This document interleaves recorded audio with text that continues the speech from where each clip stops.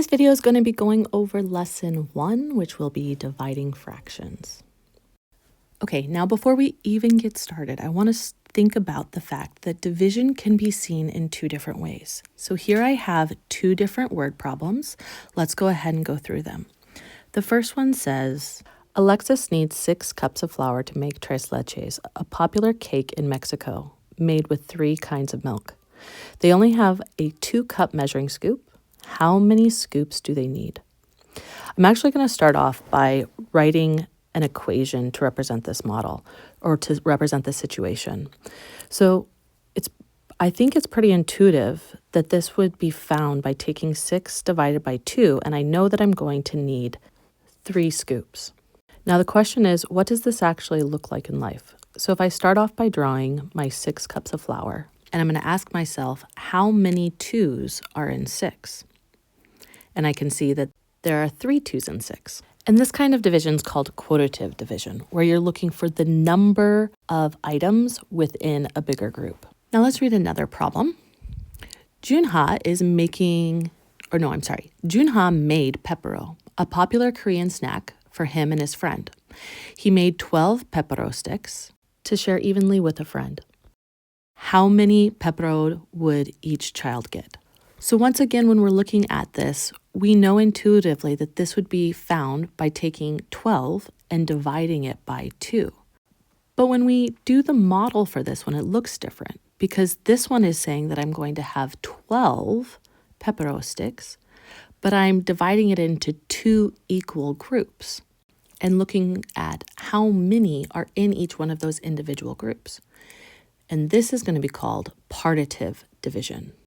Okay, so let's do some examples of this so that we really make sure that we understand. So 10 divided by 2. So let's start off by looking at the quotative division. So this is how many 2s are in 10.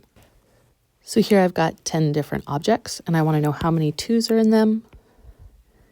And so quotative division would say that you have 5 groups of 2. Now partitive division, I still have my 10. I'm still saying I've got 10, but the question is, how many will be in each group if I divide them into 2 groups? And the answer would be 5, because if I divide them into 2 groups, there's 2 groups of 5. One more example would be 12 divided by 3. So quotative division would see this as how many 3s are in 12? And I would see that I have 4 sets of 3 in 12. And partitive division would say, if I split 12 into 3 groups, how many will be in each group? And since I have 3 groups of 4, the answer would be 4.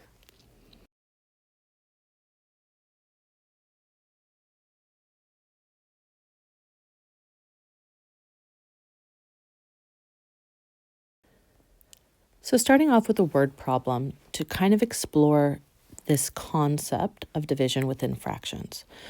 It says, draw a model and write an equation for the following word problem. 3/4 gallons of batter is poured equally into 2 bowls. How many gallons of batter are in each bowl? So I'm going to start off by drawing a model where I can see the 3/4 gallons really clearly. And when I try to reason about this, using the quotative division, thinking about how many 2s are going to be in 3/4, it's hard to conceptualize. So instead, I'm going to use the partitive division, and I'm just going to say, if I were to split this right down the middle into 2 groups, how much would be in each group? And now looking at the model, I can see that if I take 3/4 and divide it by 2, that I'm going to get 3/8. Because the size of my pieces are no longer fourths, there's now a total of 8 different pieces within my model. So now I need to write an equation that would model this or show this. So I started off with 3/4 and I divided it by 2. But when I did that, what I was really doing was I was taking 1/2 of 3/4, which we know that when we take of a fraction, that it's the same thing that's multiplying it by that fraction.